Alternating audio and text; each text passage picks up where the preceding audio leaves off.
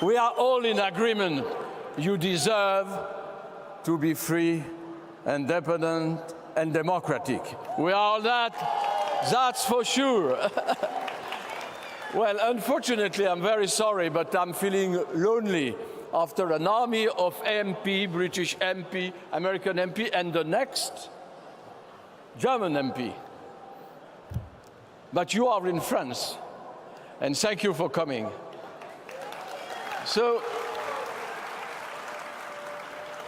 I'm very pleased to be with you for, I don't know how many times, but every year it's a sort of family meeting now for democracy and for a free Iran. So, first, and I'll be very short, allow me to say some sentences in English, then after to turn to France. I want to congratulate and I pay respect to this fantastic Albanian people and the representative of the Albanian government, because they were the only one to welcome the people from Ashraf and Liberty.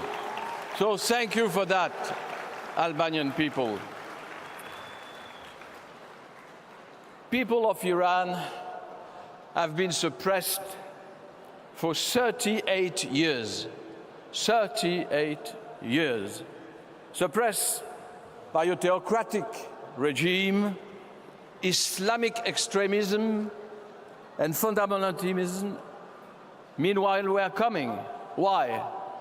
Because its current form, it started with the regime of the Ayatollah. The regime of the Ayatollah is the base of extremism. So, people of Iran are very right and deserve to get at least a better regime. They deserve to have freedom and democracy.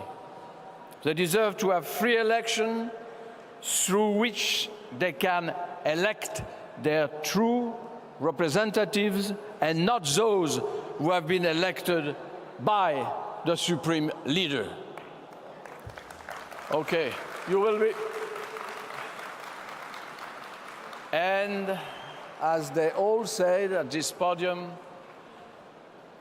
change in Iran will open the way to end the extremism in all the region, the extremism born in the name of Islam throughout the region. This is not because Islam is a good ground for terrorism. These people are using Islam as a tool for extremism and murdering.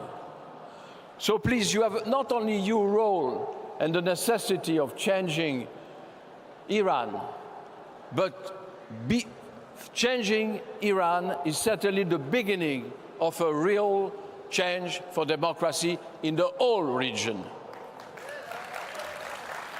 And another time, I want also to congratulate Madame Rajavi, because it's always a lesson. And if I was very imprudent, I will say a lesson of charm, but I can't say so. It's a lesson of political truth, talking in the name of the Mujahideen. Madame Rajavi is a good example.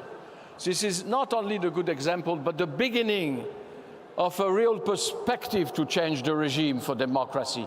An Islamic lady to be president of Iran should be the beginning of a huge, immense change. So, another time, Madame Rajavi, another time, congratulations and thank you.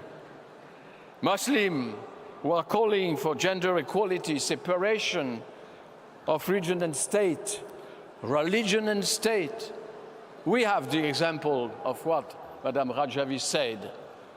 And another time, for the third time, thank you.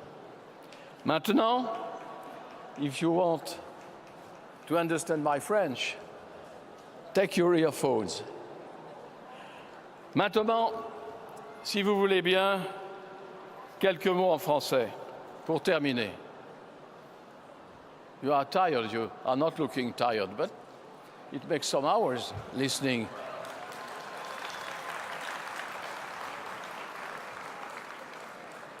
Dans mon pays, dans le passé, vous avez été victime des manœuvres les plus diverses et les plus fausses. Je suis moi-même coupable d'avoir écouté les détracteurs de votre mouvement qui vous accusaient de terrorisme indiscriminé. Il s'agissait de mensonges.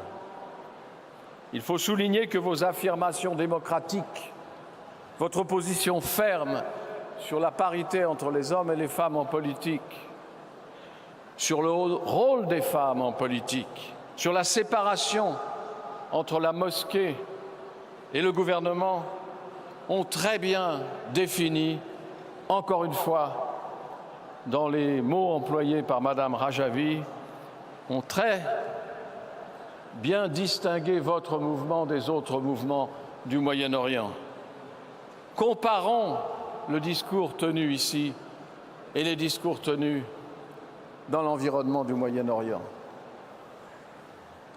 Mais à chaque veille de votre grand mouvement annuel, des milliers de gens qui viennent de toute l'Europe, le gouvernement de Téhéran tente de dénaturer votre mouvement. Et cette fois, comme par hasard, hier, le ministre Sharif a été reçu au Quai d'Orsay. Loin de moi l'idée de dicter sa conduite à mon ami le ministre Le Drian, excellent ministre de la Défense et maintenant ministre des Affaires étrangères. La France, vieille république et pays démocratique, a le droit de recevoir qui elle veut, mais peut-être aussi le droit de choisir son moment.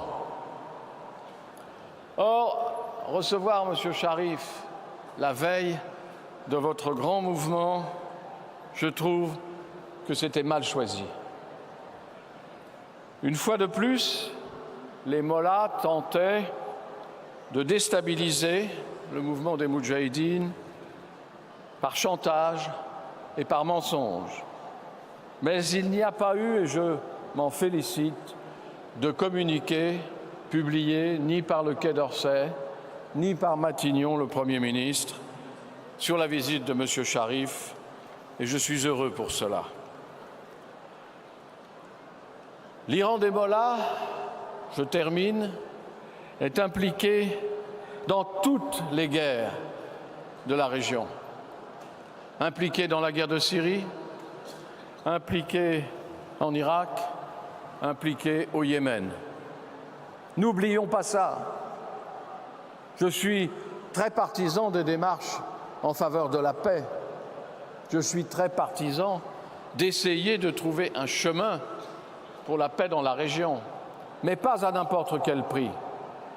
Pas avec une alliance qui, au contraire, menace cette paix et maintient cette guerre, et je pense très singulièrement à M. Bachar el-Assad.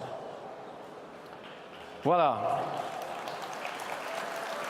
Cette paix